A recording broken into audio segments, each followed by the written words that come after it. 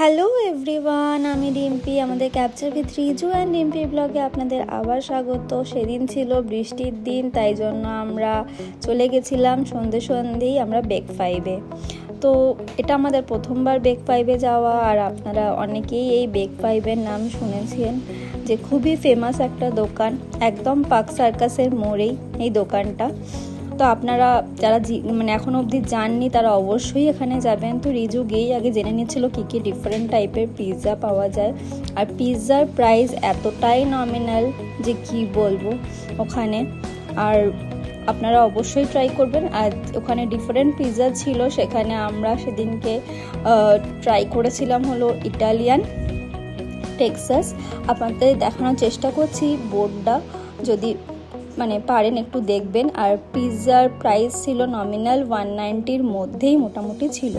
আমরা দু রকমের পিৎজা অর্ডার করেছিলাম, যেটা কিনা ছিল ফার্স্ট এটা দেখতে পাচ্ছেন, এটা হলো যে টেক্সাস, কারণ কি এতে ছিল হলো বারবিকিউ চিকেন দিয়েছিল, এটা টেক্সাস পিৎজা। আর ওদিকেরটা ছিল চিকেন সেলামি দিয়ে, যেটা কিনা ইটালিয়ান পিৎজার কোনো কথা হবে না।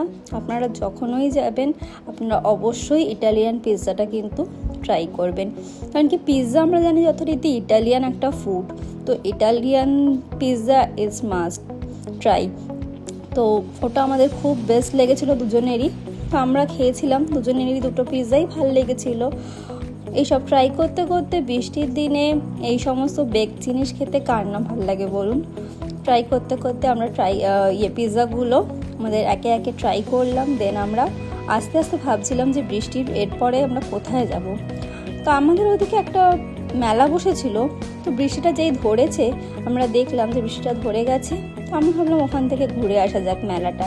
রথের ঠিক পরপর ছিল, তো রথের শেষের দিকে একটা মেলা বসেছিল আমাদের ওখানে, সেখানেই গেছিলাম আমরা। মেলাটা এত সুন্দর ছিল, জগন্নাথকে নিয়ে মেলা, সুন্দর তো হবেই বলুন। এই দেখুন মেলাটিতে আমরা প্রবেশ করে গেছিলাম, ভিড় হয়েছিল খুব, মনেই হচ্ছিল না যে সেদিনকে বৃষ্টির দিনে এত ভিড় হতে পারে। চারিদিকটা ছিল পুরো জমকালো। আর আমি যেরকম এক্সপেক্ট করেছিলাম যে ওখানে হয়তো অনেক রকমের স্টল আমরা দেখতে পাবো, সেরকম কিছু পাইনি, কারণ ওখানে শুধু ফুড স্টল ছিল। এই দেখুন জগন্নাথের দর্শনও হয়ে গেছিল। আর ওখানে ভ্যারাইটিস ফুড ছিল, ফুড স্টল যেহেতু বলেছিলাম, চাউমিন থেকে, ধোসা থেকে, দেন পটাটো চিপস ছিল, দেন বিরিয়ানি ছিল, ফুচকা ছিল, অ্যান্ড জিলিপি ছিল, যেগুলো কিনা রথের জন্য ওরা রেখেছিল।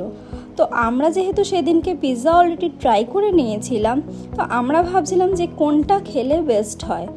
তো এগুলো আমরা টুকটাক দেখে আমরা চলে গেলাম ডাইরেক্ট কুলফি স্টলের কাছে।